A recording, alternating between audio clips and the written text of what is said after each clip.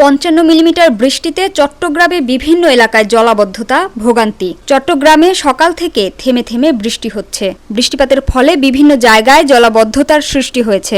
এতে ভোগান্তিতে পড়তে হচ্ছে অফিসগামীদের। পতেঙ্গা আবহাওয়া অফিসের কর্মকর্তা আব্দুর রহমান বলেন, সকাল ৬টা থেকে ৯টা পর্যন্ত ৫৫ মিলিমিটার বৃষ্টিপাত রেকর্ড করা হয়েছে। গতকাল ৯টা থেকে আজ ৯টা পর্যন্ত ৬৮.৬ মিলিমিটার বৃষ্টিপাত হয়েছে। পাশাপাশি ৩ নম্বর সতর্ক সংকেত রয়েছে। খোঁজ নিয়ে জানা গেছে, নগরীর জিইসি মোড়, আগ্রাবাদ, চৌমুহনী, বাকলিয়া, রাহাত্তারপুর এলাকায় জলাবদ্ধতার সৃষ্টি হয়েছে। পানিতে তলিয়ে গেছে এসব এলাকায় বিভিন্ন সড়ক। নগরীর চৌমুহনী এলাকায় জলাবদ্ধতার কবলে পড়া হানিফ বলেন, সকালে সবাই অফিসে যাচ্ছে। এই সময়ে সড়কে হাঁটু থেকে কোমর সমান পানি। মানুষের ভোগান্তির শেষ নেই। রাহাত্তারপুর এলাকার পোশাক শ্রমিক তমা বিশ্বাস বলেন, সকাল ৬টা থেকে অফিসে যাওয়ার জন্য বের হতে হয়। পথে পানির কারণে গাড়ির উপস্থিতি কম ছিল।